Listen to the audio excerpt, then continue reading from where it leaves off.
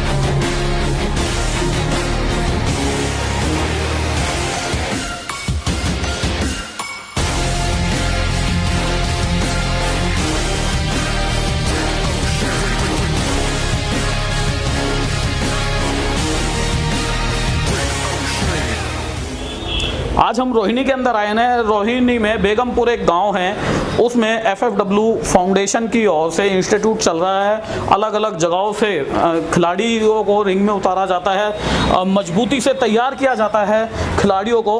आइए और आपको हम पड़ताल कराते हैं FFW की कि किस तरह से उन खूंखार योद्धाओं को रेसलिंग में उतारा जाता है और किस तरह से उनको तैयार किया जाता है। इंडिया 24 प्रीमियम आपको हम दिखा दें हमारी खास पड़ताल में। यहाँ देख सकते हैं कि ट्रेनिंग चल रही है। FFW के जो खिलाड़ी हैं उनको ट्रेनिंग दी जा रही है अगली फाइट को लेकर के FFW के माध्यम से। यहाँ इंस्टीट्यूट के अंदर यहाँ आप देख सकते हैं प्रिंस आदिवासी, जो कि मेन रेसलर हैं, यहाँ मौजूद हैं। ट्रेनिंग दे रहे हैं उन खिलाड़ियों को जिनको देख करके सामने वाला जो खिलाड़ी है वो खौफ में आ जाता है और रिंग को छोड़ भागने पर मजबूर हो जाता है। देखिए हमारी ये खास रिपोर्ट।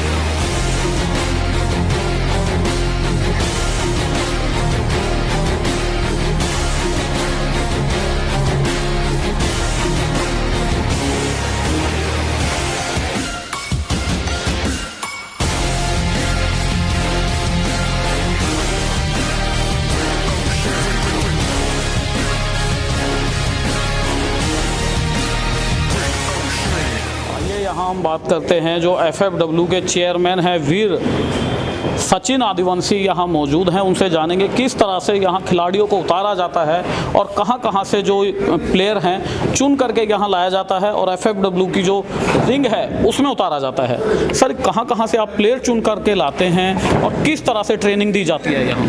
देखिए, हम इसका एक ऑडिशन करते हैं और उस ऑडिशन में भारत के तमाम अलग अलग जगह से हम लोग इसको क्लैश करते हैं और जो भी बच्चा इस ऑडिशन को देने आता है, चाहे वो हरियाणा से हो, चाहे वो पंजाब से हो, चाहे वो बॉम्बे से हो, चाहे वो राजस्थान से हो, उन बच्चों का ऑडिशन लिया जाता है और अगर उनका सिलेक्शन होता है तो उनको यहाँ पे बिल्कुल FFW फाउंडेशन के तहत बिल्कुल फ्री ऑफ कॉस्ट ट्रेनिंग दी जाती है। और यहाँ अगर बात की जाए कि रेसलिंग की जो ड्रेस होती है, ड्रेस को किस तरह से डिज़ाइन किया जाता है, कौन सी ऐसी कंपनियां हैं जो रेसलिंग की जो ड्रेस है उसको डिज़ाइन करती है और बनाती हैं?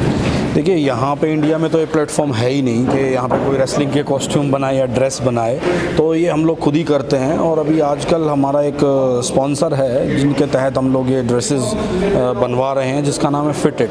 तो वो इसके सारे कॉस्ट्यूम डिज़ाइन करता है और बहुत ही अच्छे तरीके से करता है। आप देख रहे हैं पीछे के किस तरीके से बच्चे यहाँ तैयार, ये बम्प बोला जाता है इसे।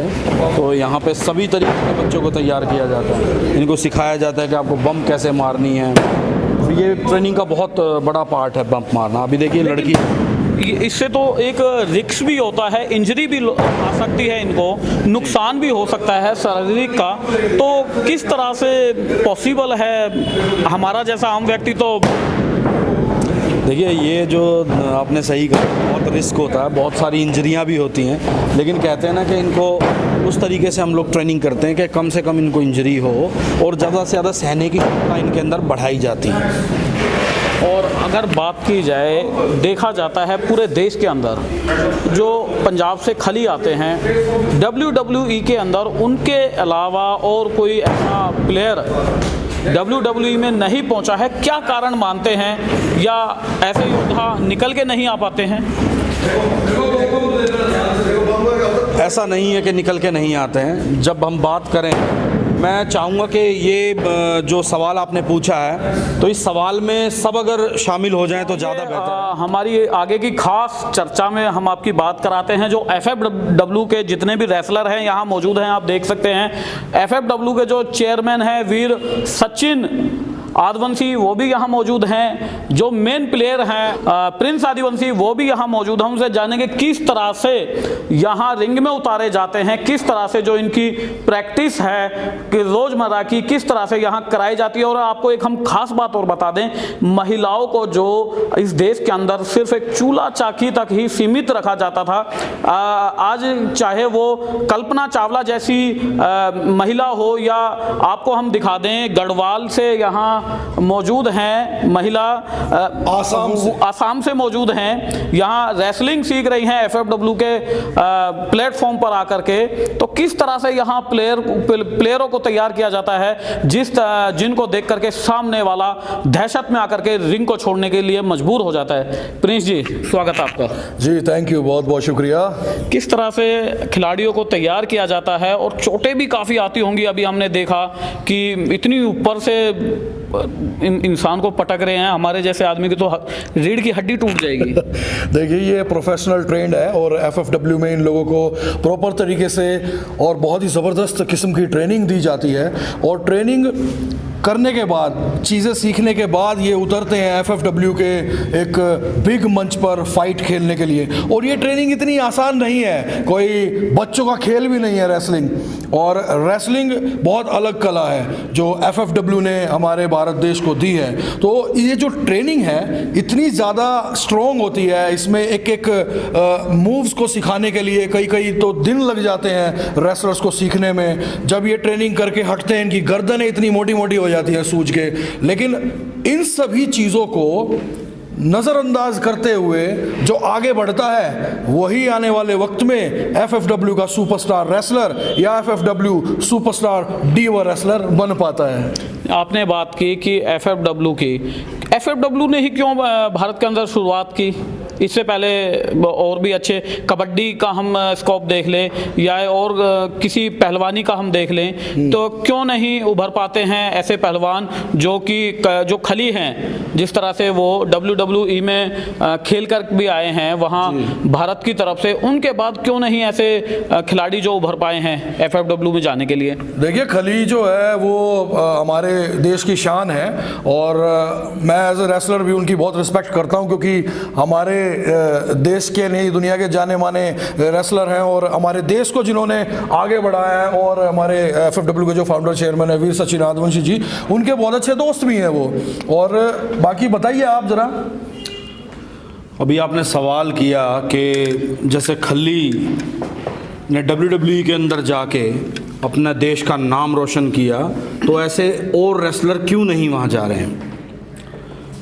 पहली चीज़ मैं आपको बता दूं कि WWE जो प्लेटफॉर्म है वो बहुत बड़ा प्लेटफॉर्म है और इंडिया के अंदर में सिर्फ इकलौते खल्ली हैं जो वहाँ तक गए हैं। इसके बाद किसी को मौका नहीं मिल पा रहा है। अगर एक ऐसा प्लेटफॉर्म इंडिया में ही खड़ा कर दिया जाए, इंडिया में ही उसको बड़ा बना दिया जाए, तो हमें फॉरेन कंट्री जाने की ज़रूरत क्या है? FFW उसी प्रयास में तो है बिल्कुल कि हम यहाँ से कहीं और क्यों जाएं। हम इस इंडिया में अपने भारत देश के अंदर में ऐसा प्लेटफॉर्म बनाएं जिस प्लेटफॉर्म के ऊपर आके भारतीय भी खेलें और ये जितने देश विदेश के जितने बड़े पहलवान हैं वो यहाँ पे आके खेलें, हमें जाने की जरूरत ना पड़े वहाँ। ऐसा क्या रहा कि जो आपने इस प्लेटफॉर्म को तैयार किया है और WWE के मुकाबले में भारत में आपने इतनी बड़ी तैयारी की है, ऐसा क्या हुआ था?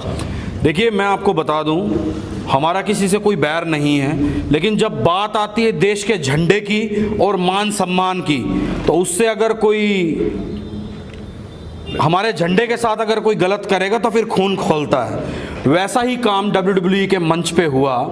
हमारे भारत देश के झंडे से नाक पहुंची, उस बात की वजह से हम लोगों ने प्रोटेस्ट किया और उसी दिन कसम उठाई थी कि भारत में एक ऐसा प्लेटफॉर्म बनाएंगे ताकि हमें एक ऐसे प्लेटफॉर्म की ज़रूरत ना पड़े जहाँ पे हमारे देश के झंडे का, हमारी मर्यादाओं का अपमान हो। तो यही टीस है इस मन के अंदर, तभी FFW का प्लेटफॉर्म इंडिया में हम लोगों ने बनाया है। कहाँ से आप जो खिलाड़ी हैं चुन करके लाते हैं? कितने राज्यों से और प्रदेशों से लाए गए हैं यहाँ? तकरीबन पूरे देश से हम लोगों ने रेसलरों को चुना है और बिहार से भी हैं, उड़ीसा से भी हैं और आसाम से भी हैं, महाराष्ट्र से भी हैं। और इसमें ज़्यादातर अभी फीमेल्स में यानी लड़कियों में ज़्यादातर क्रेज़ बढ़ता जा रहा है। देखिए, भारत में लड़कों में तो था ही क्रेज़ कि भाई हम रेसलर बने, FFW सुपरस्टार रेसलर बने। अब एक क्रेज़ मुड़ गया है लड़कियों की तरफ। अब लड़कियां बढ़ चढ़ के हिस्सा ले रही हैं। अभी पीछे ऑडिशंस भी हुए थे हमारे, उन ऑडिशंस में भी काफ़ी दिखाई दी इम्प्रूवमेंट के, भाई लड़कियां भी बढ़ चढ़ के हिस्सा ले रही हैं। और अभी हाल ही में FFW में अभी और 6 लड़कियां और जुड़ी हैं जिनको हमने ऑडिशन से पास किया है और उनकी अभी अंडर ट्रेनिंग चल रही है।